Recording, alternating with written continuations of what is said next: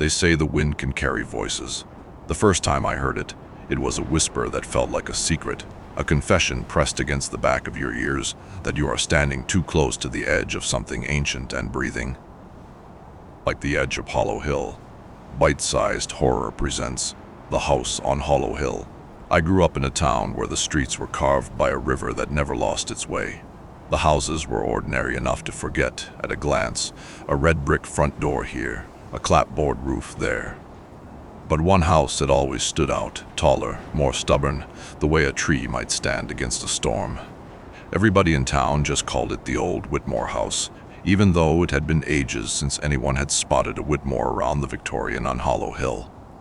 The house's windows were cracked like old wounds, its porch sagging as if it had carried too many secrets. It stared out over the hill with a gaze that seemed to look right through you. When I was a kid, my brother and I would climb the knobby path that led up to it, pushing against the thicket of trees that lined the front. We'd climb onto the porch, the boards threatening to break under our weight, and then look at the peeling paint and the blackened shingles that looked as if they'd been carved by time itself. We were kids, fearless, and we dared each other to touch the front door. That night, we all laughed and left, never daring to open it. It wasn't until the summer of 1999 that the wind decided to speak. The day started with the kind of crisp, green light that makes you think you can see the future in your hands. My friend Maya, a fellow journalist and my closest confidant, called me from her apartment, her voice trembling like a leaf in the wind. "Did you hear the stories about the house?" she asked. "They say it moves, that it's alive."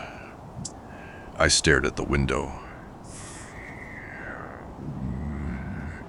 I remembered all the stories, the Whitmores who vanished one night, leaving behind their portraits and a half-constructed house that stood as a shrine to their absence.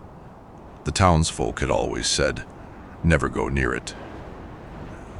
The wind had always been a rumor, a story about the ghost that haunted the night of the fire that had burned down the house.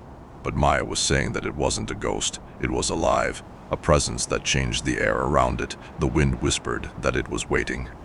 I thought about the night my mother had been on her deathbed, how she had whispered that the house was the one that should not be opened. She had pressed her hand to my cheek and said, "Never open that door, Mara." I had been only 9 then, and her words were a promise wrapped in a story. But I wasn't Mara.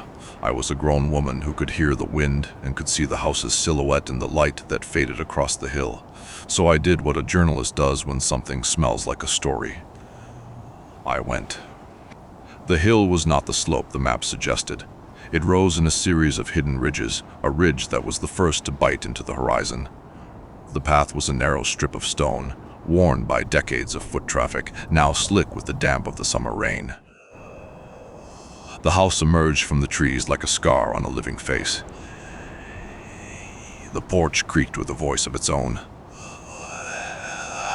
It was not a wind you could see, but the kind that pressed against the skin, a cold touch that seemed to push me forward, a promise that if I stayed there, I would see something that was not meant for human eyes. The front door was ajar. The hallway inside was dark, but something in the corner of my eye caught a flicker, a shadow that wasn't there. The air was heavy with the smell of old wood, the scent of something long buried in the dust. I took a step forward. The floorboards moaned, a creaking that was the house's exhale. The walls were lined with photographs, old portraits of a man in a suit, a woman with hair like the midnight sky, a boy with eyes like the sea. The man had a look that looked at me from the back of the frame, a look that said, "I'm here and you're not alone." My hand brushed the paint on the frame, and I felt a chill that was not just cold but a vibration that ran through my bones. My throat tightened. I knew something was watching me. I didn't know if it was a person or a presence. I had never been a believer in the supernatural, but the house made me question the foundation of my rational mind. The wind outside had begun to hum. It wasn't the wind that you hear, but the wind that you feel. It seemed like the house was holding its breath, waiting for something. I heard a faint creak, a soft sound that echoed around the hallway. A shadow moved at the edge of the light that seeped from the curtains. It was not a person, it was not an animal, it was a shape that seemed to blend into the house. I had to know why the house was alive. Why did it wait? What was it holding? My curiosity, like a torch, pushed me to the center of the house. I reached the main room, where a fireplace burned with no fire, but the hearth was warm enough to feel the heat of memories that lingered. The room was dimly lit, the only source of light a single candle that seemed to be burning from an old wick. In the corner, there was a chair that looked like it had seen better days. The room smelled of old paper, of dust that had not been disturbed for decades. I found a diary tucked under the couch, its cover cracked and its pages yellowed. I turned it open. The first page read, July 13th, 1923. The house feels like a living thing. It wakes up at night and breathes with us. We are not the only ones here. The handwriting was shaky, as if the writer was afraid to write in the dark. My eyes moved from line to line, from word to word. I saw the names, Walter Whitmore, the family patriarch. The second line was a confession that I could feel in my bones. We are not the only ones in the house. I turned to the next page, and the ink appeared to be getting darker. We hear voices, the wind tells us. The walls remember. My heart beat fast. I looked around. There was no one there. The wind had stopped. The house had a way of speaking, of telling its story. It didn't want to be known, and yet it wanted to be told. I felt a connection that I could not ignore. It was then that I realized the house had a secret. The house wasn't just a shell. It was a living, breathing thing that had a memory of its own. It remembered the family that had lived there. It remembered the night that it was empty, the night the fire had gone out. The house remembered the voices of a child that never grew up, of a woman who had died on a day that had seemed ordinary, and of a man who had disappeared into a storm. I could hear their presence. They whispered through the cracks in the walls, in the rustle of the old curtains. The wind outside seemed to hold its breath. I realized that the house was not a place for people to stay.